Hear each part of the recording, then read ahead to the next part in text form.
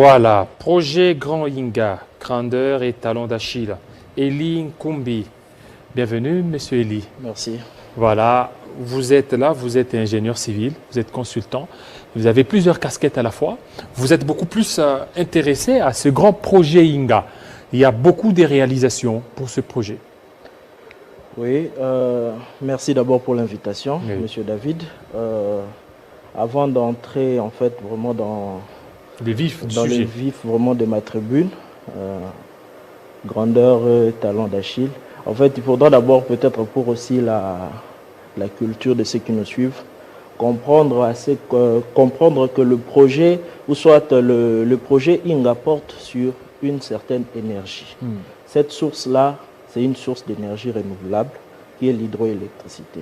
En fait, ce qui va se passer, ou soit le mécanisme qui est, ou soit la technique qui est mise en œuvre, c'est de transformer l'énergie potentielle de l'eau à travers un mécanisme qu'on appelle la turbine.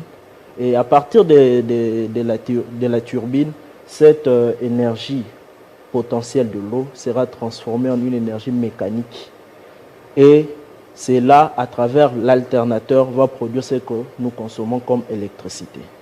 Voilà. Mais l'énergie, c'est vraiment, comme je l'ai si bien spécifié, c'est un composant énorme du développement. Maintenant, par exemple, si je prends notre cas, ici, le président, son Excellence Félix Tshisekedi Tshilombo, avait mis en place le programme national du numérique. Programme national Du numérique, ok. le PNN. Donc, ce programme, quand vous le lisez, ne pourra être réalisé qu'avec la composante énergie électrique. Sans une électrification acceptable de la RDC, le PNN ne sera pas applicable.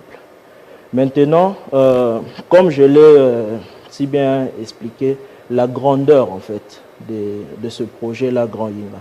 Quand je dis grandeur, je fais allusion au point fort. Le point fort, voilà, de ce grand projet. Voilà. Et par rapport à ces points forts, il y a aussi des points faibles. Oui, je vais arriver, mais je préfère d'abord soulever aussi les points forts, permettez-moi. En fait, le projet Grand Inga a d'abord l'avantage, à partir des potentialités hydroélectriques de notre pays, ce projet offre l'électricité la moins chère de l'Afrique subsaharienne. En effet, le prix moyen de l'électricité en Afrique subsaharienne avoisine les kilowattheures, avoisine le 12 centimes. Alors qu'avec Inga, on a la possibilité de ne même pas dépasser les 3 centimes de dollars, bien sûr, au kilowattheure. C'est aussi un projet intégrateur pour l'Afrique. Parce que produire de l'électricité ici en RDC et l'exporter dans la sous-région, l'Afrique du Sud, le pays de la sous-région, est un point très positif dans l'intégration, du point de vue de l'intégration au sein de la sous-région, parce qu'avec des interconnexions qu'on aura, il y aura amplification des échanges économiques entre les pays africains. Ça, c'est aussi un très grand avantage de ce projet. Mais aussi, ce projet est un projet générateur des recettes pour le trésor public. Parce que déjà, quand vous vendez une électricité à moins cher, déjà, c'est très avantageux et puis c'est très attrayant.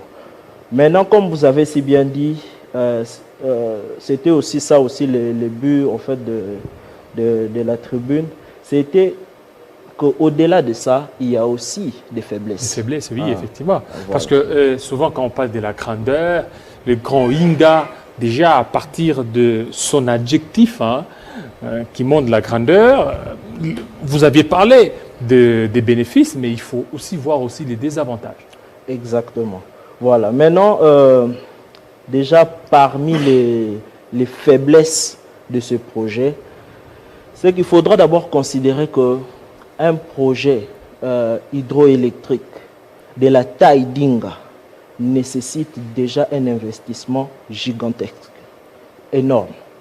Donc, cela nous amène à ce que cela implique directement que l'acheteur de l'électricité qui sera produite soit un client bancable.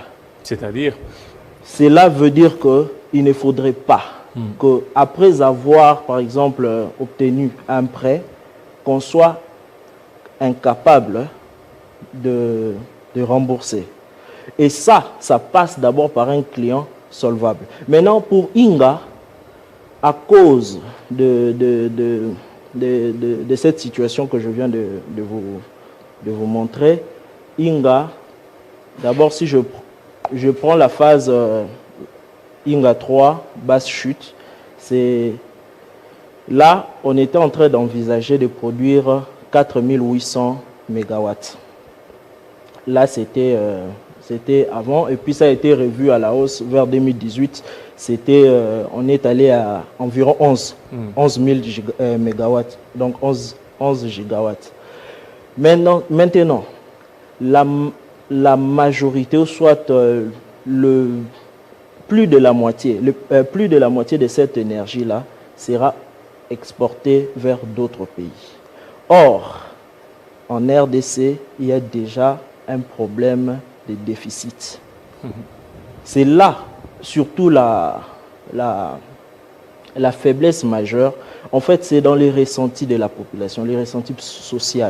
En fait, la population ne sera pas bénéficiaire direct de Inga. Ça, c'est la faiblesse. C'est la faiblesse. Maintenant, c'est comme ça que parmi mes recommandations... là, ce sont les propositions que vous faites. Exactement. Oui. J'ai proposé, c'était déjà aussi une proposition qui était déjà à l'époque quand la Banque mondiale était dans l'assistance technique, avant que l'assistance technique de la Banque mondiale soit retirée, c'est que le projet Inga, comme c'est une production centralisée, c'est-à-dire on produit à un coin éloigné de là où on consomme, il faudrait aussi que ça soit accompagné des projets de micro-centrales et de centrales moyennes qui permettront à ce que la loi de 2014 qui réglemente le secteur de l'électricité soit en fait satisfaite. Parce que cette loi voudrait à ce qu'on puisse augmenter l'offre de l'électricité en milieu urbain, périurbain ainsi que rural. Or, avec des petites centrales, ou soit des centrales moyennes, des micro-centrales, nous avons la capacité. Là, c'est plus, je crois bien dans la tribune, je l'ai mentionné, le potentiel hydroélectrique de notre pays, avec le fleuve Congo et son bassin, ça avoisine environ le 100 000 mégawatts. En d'autres termes, 100 gigawatts. Or, Inga, le grand Inga ne prend que 40%. Le reste là est réparti dans 780 sites. Dans les 780 sites sont aussi répartis dans les 145 territoires de notre pays. Alors, l'avantage en fait avec une production répartie, donc avec des centrales moyennes ou des micro-centrales, c'est que nous avons l'avantage de produire à proximité du lieu de consommation. Or, si vous remarquez très bien, Inga, on produit au Congo central, parfois c'est consommé à Kinshasa. Peut-être il faudra que je signale quelque chose. Avec Inga 1 et Inga 2, quand on produit de l'électricité, ce n'est pas directement consommé. On est obligé d'élever la tension électrique. Or, ça a un coût, parce qu'on sera obligé de mettre des transformateurs au niveau de Inga. Oui. Mais, parce que si on élève cette tension-là, c'est parce que la distance qui sépare le lieu de production et les lieux de consommation est grande. Maintenant, avec des centrales moyennes, on n'a pas besoin de passer à un tel exercice.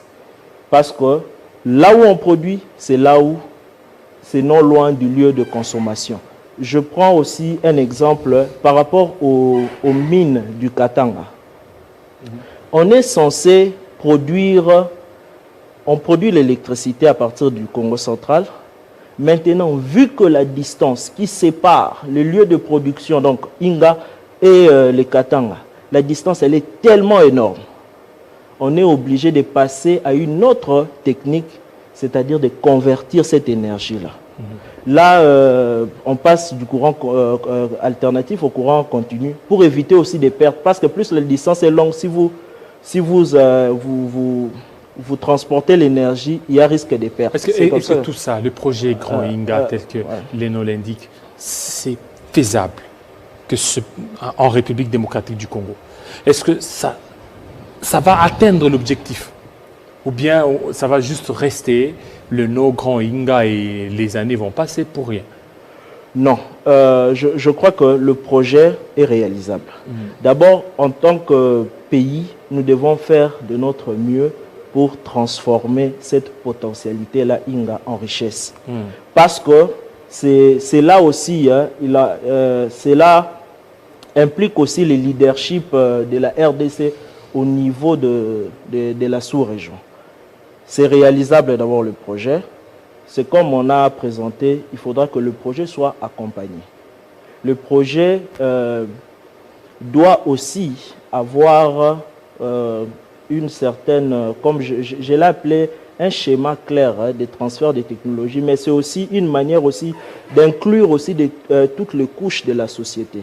Parce que Inga, non seulement en termes d'impact environnemental et social, le projet Grand Inga concerne même les générations futures. La société civile, les partenaires, que ce soit les partenaires extérieurs de la RDC, déjà, il y a un bon vent qui souffle depuis l'arrivée de son Excellence Félix Tshisekedi au pouvoir. Il y a le vent de l'ouverture. Parce que ce projet-là a connu beaucoup de faiblesses. Là aussi, je l'ai soulevé parmi les faiblesses. Ça fait partie du passé. C'était d'abord aussi sa gestion.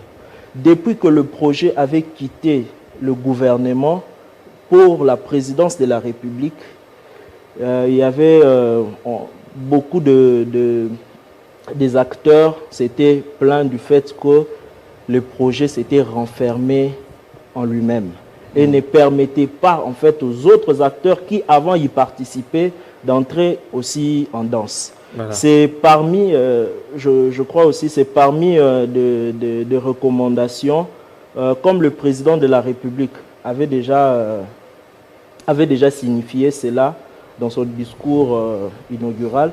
Il avait parlé que ce projet sera maintenant géré avec une grande transparence et ouverture. Merci beaucoup. C'est que beaucoup de gens Vous êtes aussi porte-parole des AGIPRO UDPS. Oui. C'est quoi cette structure?